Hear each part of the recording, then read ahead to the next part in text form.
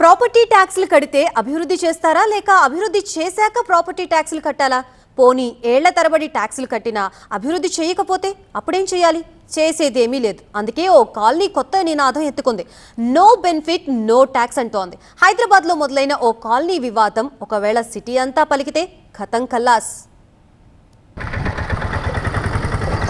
ట్యాక్సులు కట్టడం పౌరుడి బాధ్యత. మరి ఆ ట్యాక్సులో కనీసం పావు వంతైనా అభివృద్ధికి ఖర్చు చేయడం అధికారుల బాధ్యత కాదా?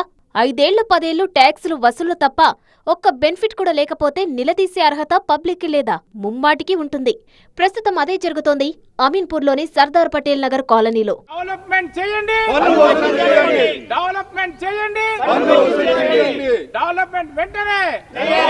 సిటీలో విపరీతంగా బిల్డింగ్లు వెలుస్తున్న ప్రాంతాల్లో ఈ ఏరియా కూడా ఒకటి. బిల్డింగ్లకు వేలు లక్షలు దండుకొని పర్మిషన్లు ఇస్తున్నారిక్కడ. కానీ ఆ తర్వాత నో ఫెసిలిటీస్, కనీస సదుపాయాలు, రోడ్లు, డ్రైనేజ్, స్ట్రీట్ లైట్లు ఇవి కూడా లేకపోతే అధికారులు నేతలు ఉన్నట్లా నిద్రపోతున్నట్లా? అమీన్పూర్ గ్రామంగా ఉండగా ఓ సగటు డబుల్ బెడ్రూమ్ ఫ్లాట్కి 2000 ట్యాక్స్ ఉంటే ఆ తర్వాత మున్సిపాలిటీగా మారడంతో 4000కు చేరింది.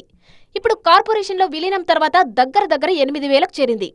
విచిత్రమేంటంటే గ్రామ స్థాయిలో ఉండగా వేసిన రోడ్లు తప్ప ఆ తర్వాత చేసిన అభివృద్ధి నిల్. 4000 నుంచి ఇప్పుడు 8000 వరకు ఆల్మోస్ట్ అయిపోయింది. సో 10 సంవత్సరాల నుంచి మేము కట్టే ట్యాక్స్లు ఎలా పోతున్నాయో తెలియదు. కోట్లు కడుతున్నాము. ఇప్పటి వరకు నేను 2016 నుంచి ఇక్కడికి వస్తే ఇప్పటి వరకు రోడ్ వేసిన బాబత లేదు. మా అక్కడ శ్రీ చైతన్య కాలేజ్ దగ్గర నుంచి మా సన్వే వరకు తీసుకుంటే రోడ్డు ఎంత ఘోరంగా ఉందో.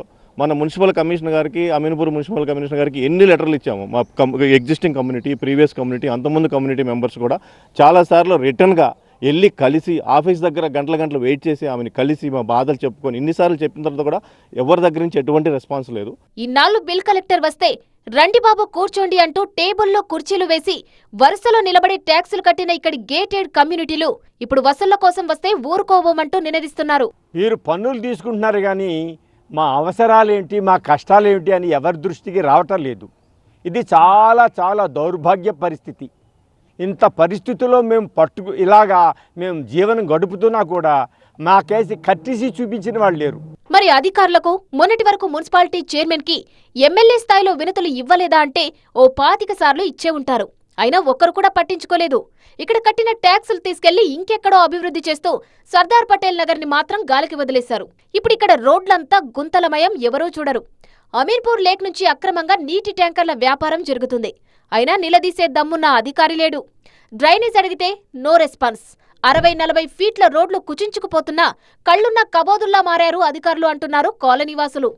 రాడ్లు తేలుతున్నాయి, మా బండ్లకున్న రాడ్లు ఇరుగుతున్నాయి కానీ రోడ్లు మాత్రం అవ్వట్లేదు. పనులు కడతాం కానీ వీళ్ళకి పనులు లేకుండా పోతున్నాయి. పన్ను కడుతున్నాం కానీ రోడ్ అట్లనే ఉండి పోతున్నాయి. 10 సంవత్సరాల నుంచి అలా ఉన్నాయి. ఎలా వేసిన రోడ్ అట్లు అన్ని గతుకులు రోడ్లు. అది దానిపైన పోయి మాకు నొప్పులు వస్తున్నాయి. మీరు ఇక్కడ ఈ రోడ్డు పైన నుంచి వెళ్తే మీకు తెలుస్తుంది ఆ పెయిన్. మేము అందుకే ట్యాక్స్ కట్టకుండా ఉండాలని మేము నిర్ణయించుకున్నాం. విచిత్రం ఏంటంటే ఈ గల్లీలో నుంచే వందలాది ట్రావెల్స్ బస్సులు తిరుగుతాయి. అక్రమంగా ఇక్కడొక ట్రావెల్స్ బస్సు హాల్ట్ కూడా ఏర్పాటు చేసుకున్నారు. అయినా అడిగే నాదుడే లేడు. ఆల్రెడీ లీడర్లు, అధికారులు కుమ్మక్కయ్యారన్నది పబ్లిక్ డౌట్. చెత్తలు డంపింగ్ యార్డ్ లేక మొత్తం చెత్తలు వేస్తున్నారు పక్కన అక్కడి నుంచి ఇక్కడికి. ఆ డంపింగ్ యార్డ్లు వేయకుండా చేయాలి. మీరు ట్యాక్సీలు అడగకండి, మేము రోడ్లు బాగా చేసుకుంటాం. మీరు రోడ్లు సర్వీస్ మాకు ఇవ్వండి, మీ ట్యాక్స్ ఇమీడియట్లీ చెల్లిస్తాం. వాటర్ వాడుకుంటున్నాం అండి, వాటర్ బిల్లు కడుతున్నాం. కరెంటు వాడుకుంటాం, కరెంటు బిల్లు కడుతున్నాం. మీకు ప్రాపర్టీ ట్యాక్స్ ఎందుకు చెల్లించాలి? మాకు సర్వీస్ ఇస్తేనే కదా మేము చెల్లించేది.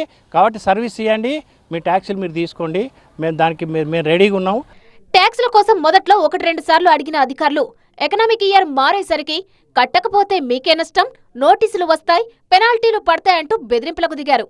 ఇక చేసేదేమీ లేక అంతే స్థాయిలో నో బెనిఫిట్ నో ట్యాక్స్ అంటూ నినదిస్తున్నారు లోకల్స్. మా కమ్యూనిటీ కాల్ ఫర్ చేసాం, ప్రాపర్టీ ట్యాక్సెస్ పే చేయొద్దు అని చెప్పి, ఈ రోడ్లంతా రిపేర్ చేస్తామని చెప్పి దానికి ఓన్లీ పాత్ హోల్స్ని ఫిల్ చేశారు కానీ అది కూడా 2 చేసి వెళ్ళిపోయారు. మీరు మాకు స్ట్రీట్ లైట్స్ ఇవ్వండి, ప్రాపర్టీ ట్యాక్స్ తీసుకెళ్ళండి, రోడ్లు బాగు చేయండి, ప్రాపర్టీ ట్యాక్స్ తీసుకెళ్ళండి, శానిటైజేషన్ ఇవ్వండి, ప్రాపర్టీ ట్యాక్స్ తీసుకెళ్ళండి.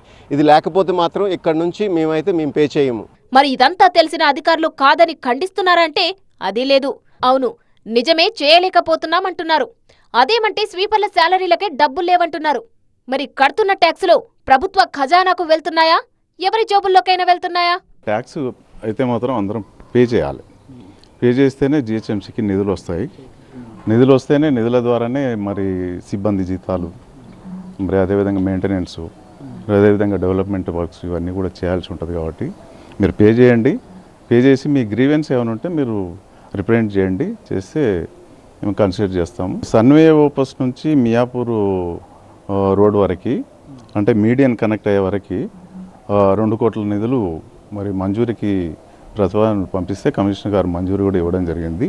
దాంతో ఆ రోడ్డు డెవలప్మెంట్ వర్క్ జరుగుతుంది. అంటే సీసీ రోడ్ వేయడం, మీడియన్ అంటే డివైడర్, అదేవిధంగా సెంట్రల్ లైటింగ్ ఇవన్నీ కూడా చేస్తాం త్వరలోనే. కాకపోతే బడ్జెట్ మంజూరు అయిన తర్వాత వర్క్స్ పూర్తి చేస్తాం. అంటే ఫండ్స్ అవైలబిలిటీని బట్టి పై అధికారులు నిర్ణయం చేస్తారు. నిజానికి ఈ కాలనీ సమస్య ఒక ఉదాహరణ మాత్రమే. సిటీలో ఏ మూల చూసినా చాలా కాలనీల్లో ఇలాంటి పరిస్థితే. మరి అమీన్పూర్లో సర్దార్ పటేల్ నగర్ వాసులు లేవనెత్తిన నో బెనిఫిట్ నో ట్యాక్స్ నినాదం మిగతా కాలనీలకు పాకితే, మెల్లిగా హైదరాబాద్ అంతా విస్తరిస్తే, సార్లు జర చూసుకోండి.